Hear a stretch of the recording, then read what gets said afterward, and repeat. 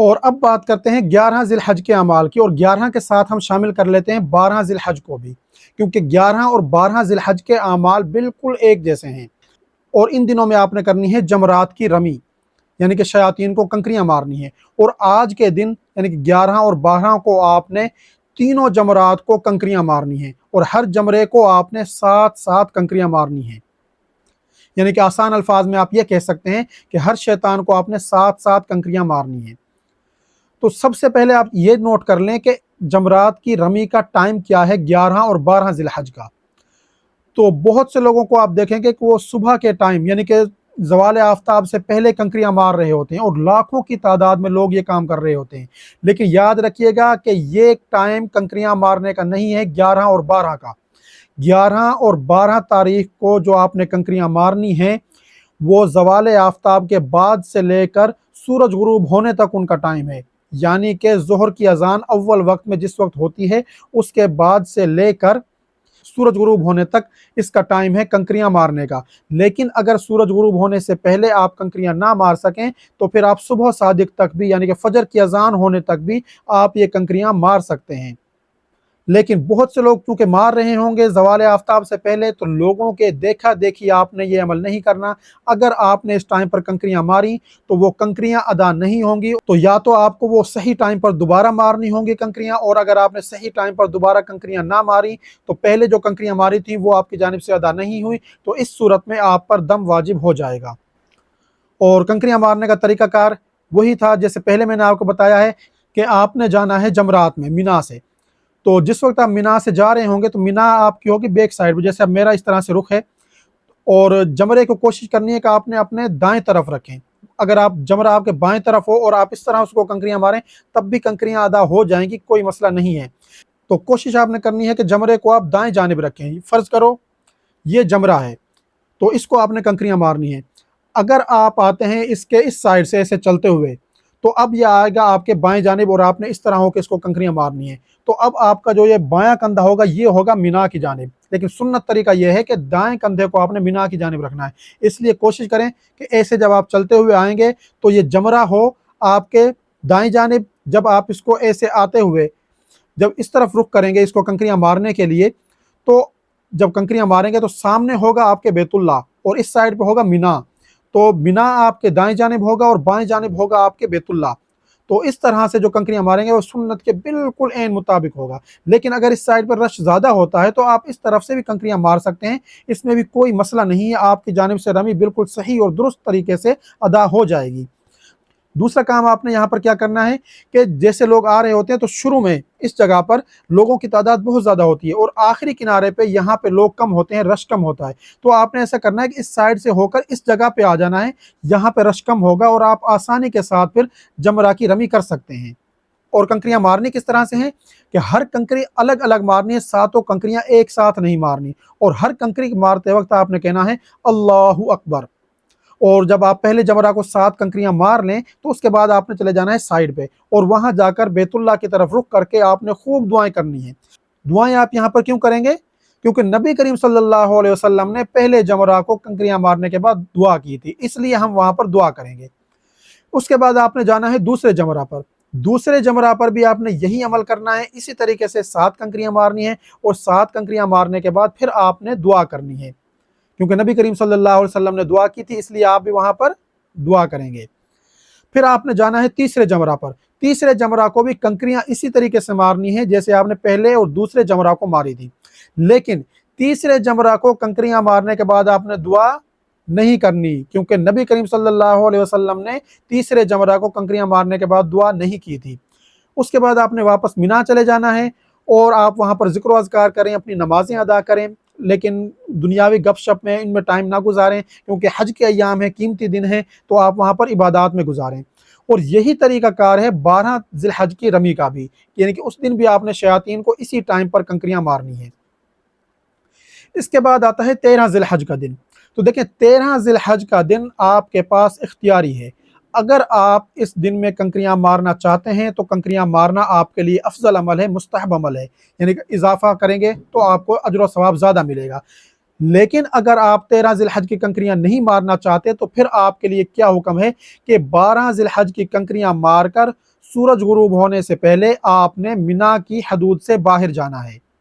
مینا کی حدود سے باہر جانے کا کیا مطلب ہے کہ آپ کا جو خیمہ ہے مینا میں، اپنا سامان اٹھا کر اپنی ہوٹل جانے کے لیے آپ نے خیمے سے باہر نکل جانا ہے سورج غروب ہونے سے پہلے پہلے۔ اب چاہے آپ رش میں پھنس جائیں، آپ کو وہاں پر رات ہو جائے، بے شک عشاء کا ٹائم ہو جائے، رات کے 12 بج جائیں، تب بھی آپ یہ تصور ہوگا کہ آپ مینا سے چلے گئے۔ اگر آپ بسوں میں بیٹھ کر جاتے ہیں اور بسیں ٹریفک میں پھنس جاتی ہیں مینا کی حدود میں ہی، تب بھی یہی ہوگا کہ آپ مینا سے چلے گئے، کیونکہ آپ نے خیمہ سورج غروب ہونے سے پہلے چھوڑ دیا۔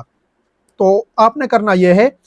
چونکہ 11 ذی الحج کو آپ نے صرف رمی کی تھی اور اس کے بعد آپ کی تھکاوٹ بھی دور ہو گئی ہوگی، رات کو بھی آپ نے آرام کیا اور 12 ذی الحج کی صبح بھی آپ نے آرام کیا، تو اور جیسے ہی زوال آفتاب کا ٹائم ختم ہوگا تو ظہر کی نماز ادا کرنے کے فوراً بعد آپ رمی کرنے کے لیے چلے جائیں۔ اگر آپ نے 13 ذی الحج کی کنکریاں نہیں مارنی، اگر مارنی ہے تو پھر آپ 12 ذی الحج کی آرام تسلی سے مار سکتے ہیں۔ اور دیکھیں، حضرت عمر رضی اللہ تعالیٰ عنہ نے فرمایا، جس کا مفہوم ہے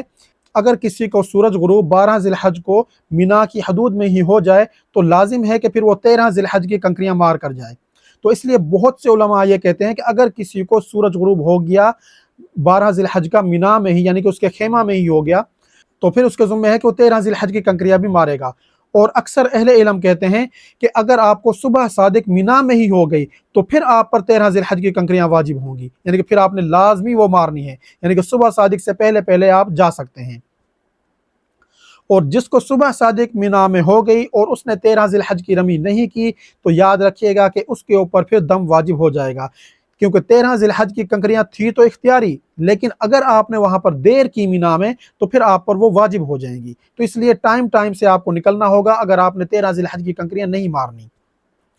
اور اب میں آپ کو طریقہ کار بتاتا ہوں کہ اگر آپ کسی اور کی جانب سے رمی کرنا چاہیں تو اس کا کیا طریقہ کار ہے۔ دیکھیں،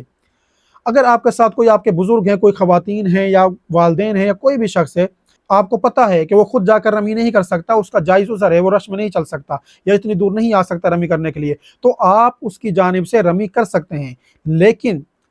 ان سے اجازت لیے بنا آپ ان کی رمی نہیں کر سکتے۔ ان سے اجازت لینا آپ کے لیے لازمی ہے، وہ آپ کو وکیل مقرر کریں، آپ کو اجازت دیں کہ آپ ہماری طرف سے جا کر رمی کریں، یعنی کہ شیاطین کو کنکریاں ماریں، تب آپ ان کی جانب سے رمی کر سکتے ہیں۔ دوسرا طریقہ،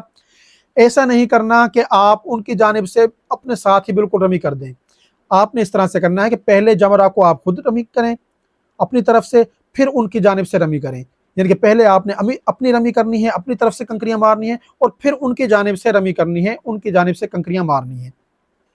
اور اسی طرح سے تینوں جمرات کی آپ رمی کریں گے۔ اور اب بات کرتے ہیں ایسی خواتین کی کہ جن کو نماز نہ پڑھنے کی اجازت تھی ان دنوں میں۔ تو میں نے بتایا تھا کہ طواف زیارت کا ٹائم 10 ذی الحج سے لے کر 12 ذی الحج سورج غروب ہونے تک ہے۔ اگر اس دورانیے میں بھی ان کو نماز پڑھنے کی اجازت نہیں ہوتی ہے تو وہ اس وقت بھی ویٹ کریں گی، انہوں نے اس وقت بھی طواف زیارت نہیں کرنا، وہ 12 کے بعد پھر انتظار کریں، جب ان کو نماز پڑھنے کی اجازت ہوگی تو ان دنوں میں پھر انہوں نے غسل کرنا ہے، اور غسل کرنے کے بعد وہ طواف زیارت کریں گی۔ کیونکہ اگر انہوں نے ان دنوں میں طواف زیارت کر لیا کہ جن دنوں میں نماز نہ پڑھنے کی ان کو اجازت تھی، تو پھر ان پر بدنا واجب ہو جائے گا، یعنی کہ انہوں نے ایک گائے یا ایک اونٹ کی قربانی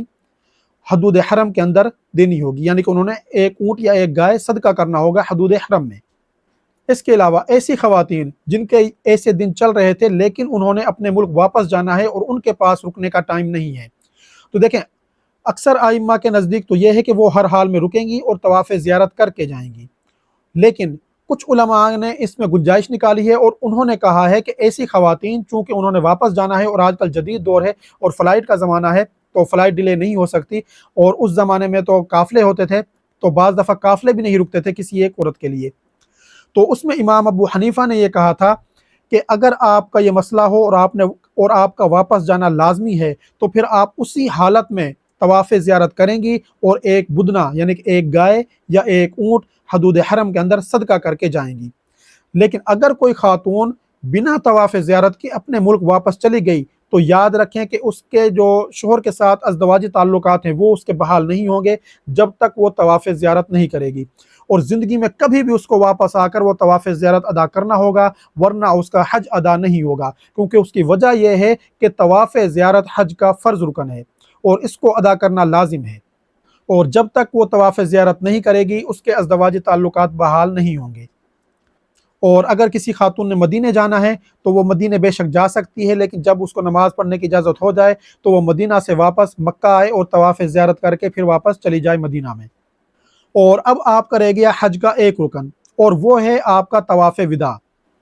और तवाफ़ विदा आप उस दिन करेंगे जो आपका मक्का में आखिरी दिन होगा, वो भी आखिरी इंतहाई टाइम में। तो उस टाइम पे तवाफ़ विदा किया जाता है, यानी कि अलविदाई तवाफ़, वो आपकी आखिरी मुलाकात होनी चाहिए बैतुल्लाह के साथ। उस टाइम आप तवाफ़ विदा करके अपने मुल्क या अपने इलाके में वापस चले जाएं। और ऐसी ख़वातीन जिनके तवाफ़ विदा के टाइम पे ऐसे अयाम चल रहे थे कि जिनमें वो नमाज नहीं पढ़ सकती हैं, तो तवाफ़ विदा उनके लिए फिर माफ़ है, वो अपने इलाके में अपने घरों को वापस चली जाएं। तवाफ़ विदा का उन पर कोई फ़िदिया, कोई दम वाजिब नहीं होगा। लेकिन जिनका कोई जायज़ उज़र नहीं था वो तवाफ़ विदा को नहीं छोड़ सकते, उन्होंने अगर तवाफ़ विदा को छोड़ा तो फिर उन पर दम वाजिब हो जाएगा, और वो उन्होंने हदूद हरम के अंदर अदा करवाना होगा, चाहे तो खुद जाकर करें या किसी जानने वाले को पैसे देकर उससे हदूद हरम में दम अदा करवाएं, तब उनका हज मुकम्मल होगा। तो अब आपका हज मुकम्मल हो गया, और इंशाअल्लाह मुझे उम्मीद है कि सबका हज हज मबरूर होगा। और मेरी दुआ है कि अल्लाह पाक आप सब के हज को कबूल फरमाए। और नाज़रीन, अगर आपका कोई भी सवाल है तो वो आप कमेंट करके पूछ सकते हैं, इंशाअल्लाह मैं आपके सवालों के जवाब दूंगा।